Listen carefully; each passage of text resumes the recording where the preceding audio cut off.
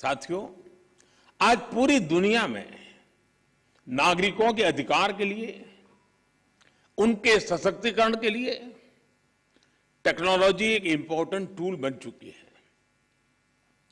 हमारे judicial system में भी टेक्नोलॉजी की संभावनाओं से आप सब परिचित हैं। हमारे ऑनरेबल जजेस समय समय पर इस विषय में विमर्श को आगे भी बढ़ाते रहे हैं। भारत सरकार भी जुडिशियल सिस्टम में टेक्नोलॉजी की संभावनाओं को डिजिटल इंडिया मिशन का एक जरूरी हिस्सा मानती है। उदाहरण के तौर पर ई कोर्ट्स प्रोजेक्ट को आज मिशन मोड में इंप्लीमेंट किया जा रहा है। सुप्रीम कोर्ट ई कमेटी के मार्गदर्शन में जुडिशियल सिस्टम में टेक्नोलॉजी इंटीग्रेशन और डिजिटाइजेशन का काम तेजी से आगे बढ़ रहा है।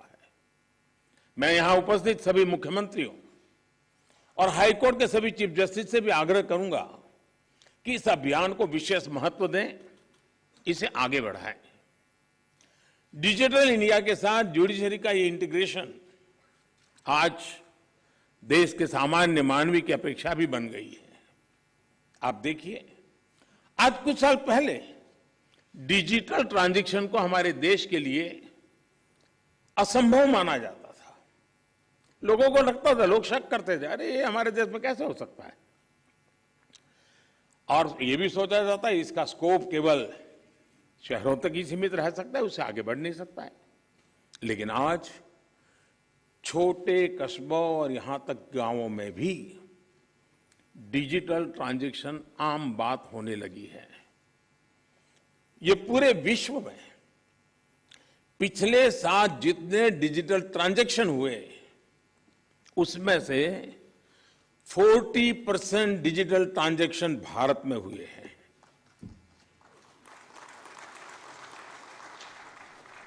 सरकार से जुड़ी वो सेवाएं जिनके लिए पहले नागरिकों को महीनों ऑफिस के चक्कर काटने पड़ते थे, वो अब मोबाइल पर अवेलेबल हो रही है। ऐसे में स्वाभाविक है, जिस नागरिक को सेवाएं और सुविधाएं ऑनलाइन उपलब्ध हो रही हैं, वो न्याय के अधिकार को लेकर भी वैसे ही अपेक्षाएं करेगा।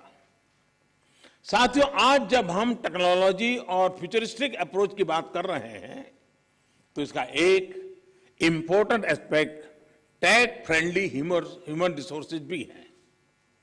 टेक्नोलॉजी आज युवाओं के जीवन का स्वाभाविक हिस्सा है। यह हमें सुनिश्चित करना है कि युवाओं की एक्सपर्टाइज, उनकी प्रोफेशनल स्ट्रेंथ कैसे बने। आजकल कई देशों में लॉ यूनिवर्सिटीज में blockchains, electronic discovery, cyber security, robotics, artificial intelligence और बायो एथिक्स जैसे विषय पढ़ाए जा रहे हैं। हमारे देश में भी legal education in international standard के मुताबिक हो, यह हम सबकी जिम्मेदारी है। इसके लिए हमें मिलकर प्रयास करने होंगे।